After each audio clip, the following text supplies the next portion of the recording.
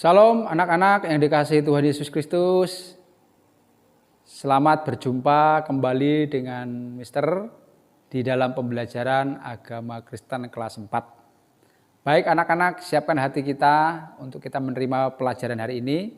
Kita akan membahas materi dari bab 2 tentang semua makhluk hidup dipelihara Tuhan.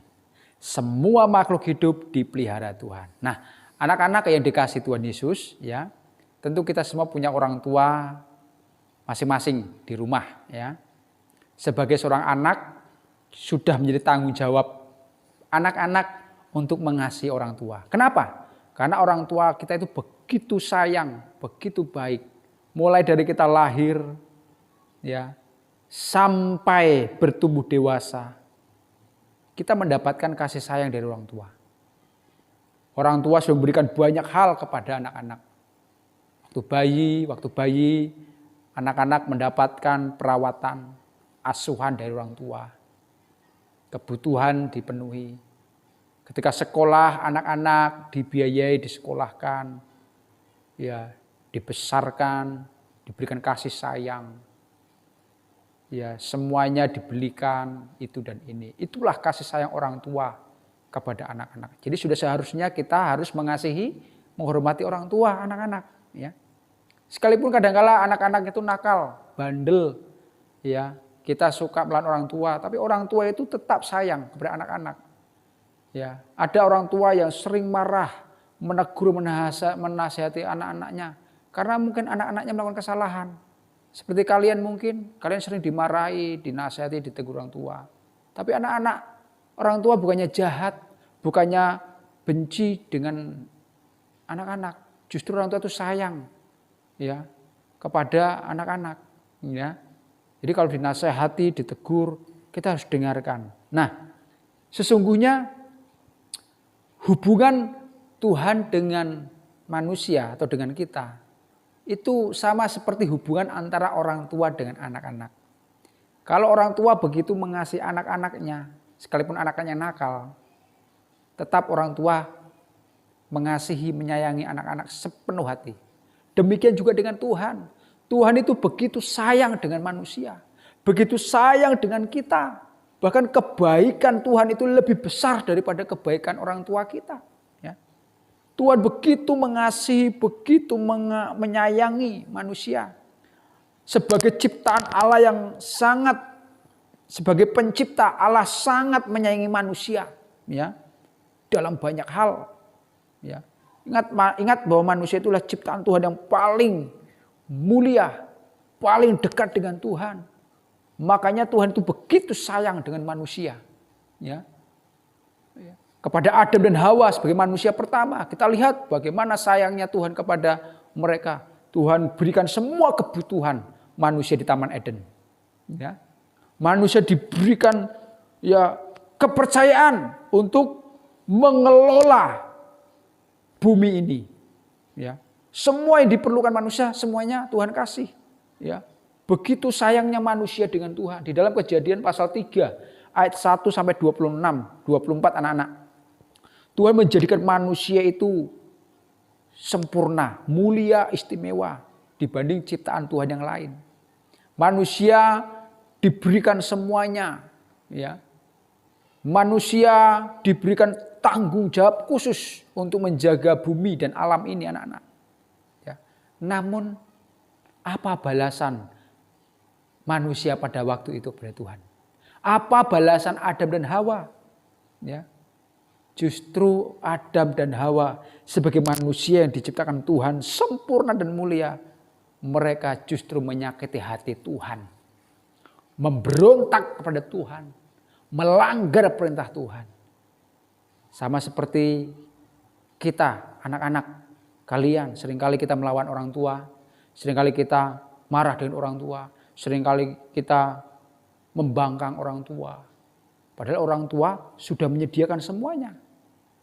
Sudah mencukupkan semua kebutuhan. Tapi seringkali kita justru membalas yang baik dengan yang tidak baik. Nah, ini tidak boleh terjadi. Nah, itulah keadaan manusia pada waktu itu. Tuhan sudah menyediakan semuanya bagi Adam dan Hawa. Tapi justru balasan mereka adalah menentang perintah Tuhan. Ya. Pada akhirnya Tuhan mengusir Adam dan Hawa. Allah sangat kecewa dengan manusia. Sehingga Adam dan Hawa diusir Tuhan dari Taman Eden. Hidup Adam dan Hawa juga keturunannya itu menjadi susah. Sampai kesusahan itu sampai kepada kita. Nah anak-anak ya. Namun inilah kasih Allah yang begitu luar biasa pada manusia. Sekalipun manusia sudah melakukan dosa, sudah melakukan kejahatan, ya, Allah itu tetap mengasihi manusia. Allah tetap memikirkan bagaimana sih manusia supaya tidak binasa. Dosa membuat manusia itu binasa. Dan Tuhan tidak ingin manusia itu binasa. Tuhan tidak rela manusia itu masuk neraka. Allah berpikir manusia harus diselamatkan. Manusia harus ditolong. Gimana cara Allah menolong manusia dari dosa? Ya. Manusia, Tuhan datang ke dunia ini menjadi manusia. Lewat Yesus Kristus. Manusia ditolong Tuhan dari dosanya. Ya. Di dalam Yesus Kristus hidup manusia dibenarkan, diampuni Tuhan Yesus. Ya, manusia yang tadinya berdosa lewat Yesus Kristus, manusia diundang oleh Tuhan, ayo datanglah kepadaku. Anak-anak, ya, kalau kita percaya sungguh-sungguh dengan Tuhan Yesus, percaya bahwa Yesus adalah Tuhan yang juru selamat, Tuhan akan mengasihi kita, Tuhan akan mengampuni kita, Tuhan akan menolong kita. Di dalam Tuhan Yesus hidup kita akan dibenarkan. Di dalam Tuhan Yesus kita akan dipelihara, dilindungi, diberkati, ya, disembuhkan kalau sakit, ya. Itulah baiknya Tuhan. Dia memelihara hidup kita sekalipun berdosa. Nah, anak-anak, bahkan bukan hanya kepada manusia saja Tuhan memelihara, ya, hidup makhluk, hidup ciptaannya. Kepada tumbuh-tumbuhan pun Tuhan pelihara. Kepada binatang pun Tuhan pelihara. Lihat, ya. Tumbuh-tumbuhan binatang tidak pernah bekerja. Ya, mereka bisa hidup. Ya, mereka bisa makan. Tumbuh-tumbuhan dan binatang setiap hari mereka bisa makan, bisa minum. Siapa yang pelihara? Tuhan. Nah, anak-anak, ya, begitu sayangnya Tuhan dengan ciptaannya. Nah, jika Tuhan menyayangi dan memelihara hidup kita, lalu bagaimana sikap kita kepada Tuhan? Kalau Tuhan sudah melihara hidup kita, peduli dengan kita, bagaimana sikap kita kepada Tuhan? Yang pertama, kita harus belajar bersyukur setiap hari. Anak-anak mesti belajar bersyukur. Tuhan, terima kasih Engkau sudah menciptakan aku sebagai manusia yang berharga. Terima kasih sudah memberikan nafas hidup. Ya. Yang kedua, kita harus belajar hidup memuliakan Tuhan, menyenangkan hati Tuhan. Lihat apa? Ucapan. Perkataan kita harus baik, perkataan kita harus positif, perkataan kita harus membangun, jangan kita berkata kotor. Perbuatan kita, melalui perbuatan kita juga berbuat baik dengan sesama, berbuat baik dengan siapapun. Itu bisa menyenangkan hati Tuhan. Yang ketiga, menjaga dan merawat tubuh kita ini. Ya, tetap sehat dan bersih. Yang keempat, kita juga harus menjaga dan merawat alam yang diciptakan Tuhan ini. Jangan dirusak, ya. Jangan dicemari. Yang keempat, harus mengasihi orang-orang di sekitar kita. Orang-orang di sekitar kita juga adalah ciptaan Tuhan yang harus kita sayangi, kita hormati. Anak-anak, ya, itulah sikap yang harus kita lakukan kepada Tuhan sebagai bentuk terima kasih kepada Tuhan sudah memelihara, sudah menjaga hidup kita. Bagaimana dengan anak-anak? Sudahkah kita melakukan itu? Ingat, Tuhan sudah memelihara kita dan juga semua ciptaannya. Tugas kita, ayo kita senangkan hati Tuhan.